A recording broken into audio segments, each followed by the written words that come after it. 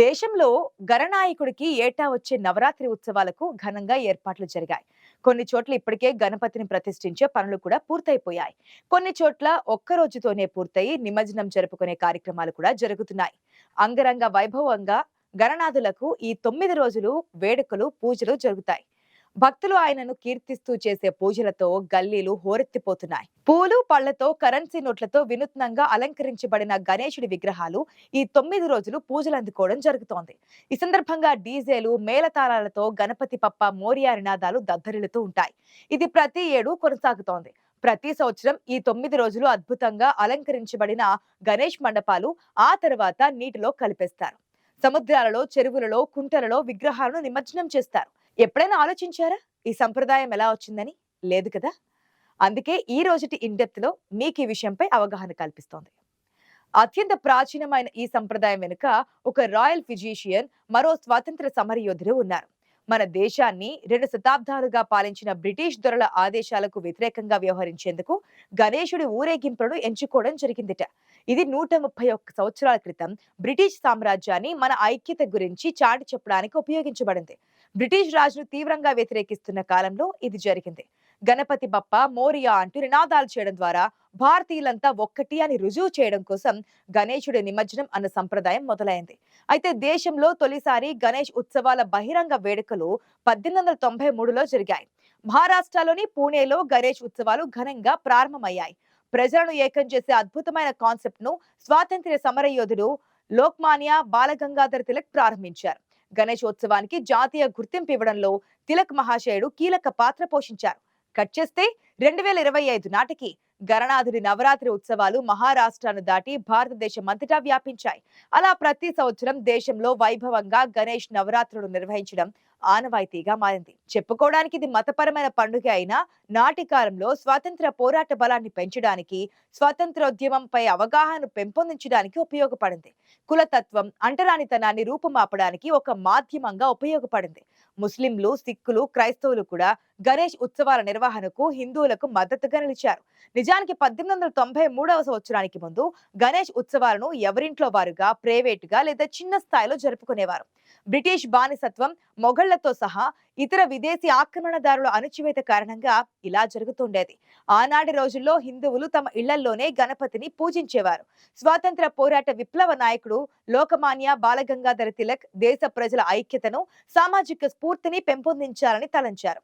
ఆయనే ముందుగా గణేష్ ఉత్సవాలను ఘనంగా నిర్వహించేందుకు తొలి అడుగు వేశారు కూడా. నిమజ్జనం సందర్భంగా గణపతి పందిరులను కూడా నిర్వహించారు. ఈ ఉత్సవాలను నిర్వహించడం ద్వారా జనాన్ని ఏకం చేసి బ్రిటిష్ సామ్రాజ్యానికి వ్యతిరేకంగా చేస్తున్న పోరాటాన్ని బలోపేతం చేయడానికి తిలక్ శాంతియుత ఆయుధంగా మలుచుకున్నారు. నాటి రోజుల్లో స్వరాజ్యం కోసం లోకమాన్య తిలక్ ఐక్యతా సందేశాన్ని ప్రజలకు తెలియచేయాలనుకున్నారు. ఇందుకోసం ఆయన గణపతి ఉత్సవాలను ప్రజావేదికగా ఎంచుకున్నారు. తిలక్ ప్రారంభించిన గణేష్ ఉత్సవాలను గజాననుని జాతీయ ఐక్యతకు చిహ్నంగా మార్చివేశాయి. పూణే తర్వాత మహారాష్ట్ర అంతటా జరిగిన గణేష్ ఉత్సవాలు ఆ తర్వాత దేశ విదేశాలకు సైతం వ్యాపించాయి. స్వాతంత్ర్య పోరాటంలో ప్రజా ఐక్యతకు గణేష్ ఉత్సవాలు గణనీయంగా దోహదపడ్డాయంటే అతిశయోక్తి కాదు. 9 రోజులు అంత వైభవంగా పూజలు చేసిన విఘ్నేశ్వరుడిని అలా చెరువులో, సముద్రంలో కలిపివేయడం వెనుక లోతైన అంతరార్థం దాగి ఉందని చెబుతున్నారు ధార్మిక శ్రేష్ఠులు. అదేంటంటే భాద్రపద మాసంలో ఎటు చూసినా పచ్చదనమే కనిపిస్తోంది. ఆ ప్రకృతిలో తిరగడమే ఒక పండుగలా తోస్తోంది. సృష్టికి కారణమైన శక్తికి ప్రతిరూపంగా ప్రకృతిలో ఆ వాతావరణం నిలుస్తోంది. ఆ శక్తిని తలుచుకుంటూ తమ జీవితాలు ఎలాంటి ఆటంకాలు లేకుండా ముందుకు సాగిపోవాలనుకుంటూ వినాయక చవితి రోజును విఘ్నాధిపతి అయిన వినాయకుడిని కొలుచుకుంటారు.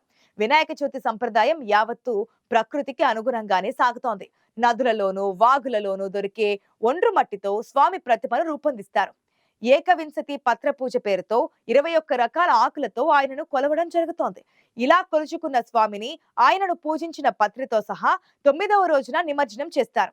పరిశీలించి చూస్తే సృష్టి, స్థితి, లయలనే 3 దశలు ఈ పూజలో కనిపిస్తాయి. ప్రస్తుత కాలంలో ఈ మూడింటికి విరుద్ధంగా పూజ సాగుతోంది. డీజేలు, డాన్సులు ప్రధాన పాత్ర పోషిస్తున్నాయంటే ఈ పవిత్రమైన కార్యక్రమంలో కృత్రిమత్వం మొదలైందని అర్థం చేసుకోవాలి.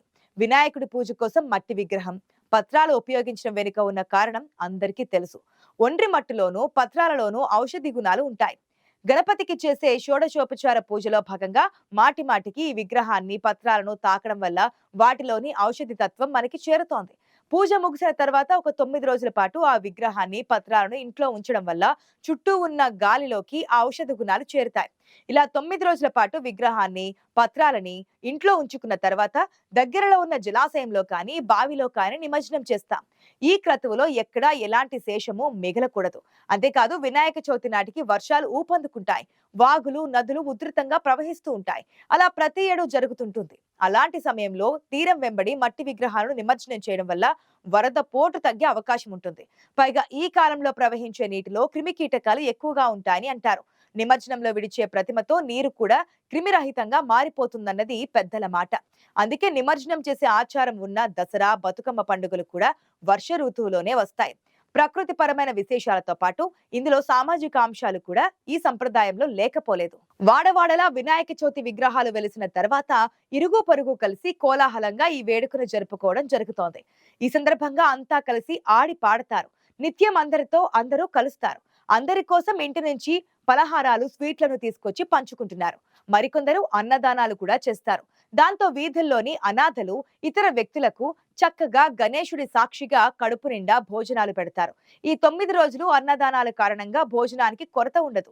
మొహమాటాన్ని వీడి నలుగురితో ఆడుతూ పాడుతూ బంధాలను పెంచుకోవడము జరుగుతోంది. ఇది ఒక రకంగా సామాజికంగా మంచి మార్పును తెస్తుందని చెప్పుకోవచ్చు. సృష్టి, స్థితి, లయకారకుడైన వినాయకుడు దేవలోకవాసిగా భక్తులు నమ్ముతూ ఉంటారు. వారి పురాణాలను బట్టి చూస్తే దేవలోకానికి సముద్రాలే ప్రధాన మార్గంగా చెబుతారు. అందుకే ఈ లోకానికి వచ్చి తిరిగి తమ లోకానికి వెళ్లేందుకు నీటిలో కలిపేస్తారన్నమాట. మట్టితో తయారయ్యి తిరిగి మట్టిలోనే కలిపేసే సంప్రదాయంలో తరచి చూస్తే ఎన్నో అర్థాలున్నాయని చెబుతున్నారు సంప్రదాయవాదులు. అయితే ఆ వేడుకలోని హోరు శృతిమించడం, ప్రతిష్ఠ కోసం భారీ రంగు విగ్రహాలను నీటిలో కలపడం, ఊరేగింపు సందర్భంగా డీజేలు ఆర్భాటం కోసం విద్యుత్ వినియోగం కారణంగా అపారమైన శబ్ద కాలుష్యానికి గణేష్ మండపాలు కారణమవుతున్నాయి. ఇవి నిమజ్జనం వెనుక ఉన్న ఉద్దేశాలని దెబ్బతీస్తున్నాయి. ప్రకృతిని కొలవడం, భక్తితో పూజించడం అన్న లక్ష్యాన్ని పక్కన పెట్టి ప్రకృతి వినాశనానికి, ఆడంబరానికి పెద్దపీట వేస్తున్నాయన్న విమర్శ కూడా ఉంది. ఈ పవిత్రమైన సంప్రదాయం పలు కాలాలు పవిత్రంగానే కొనసాగాలని ఆశిద్దాం.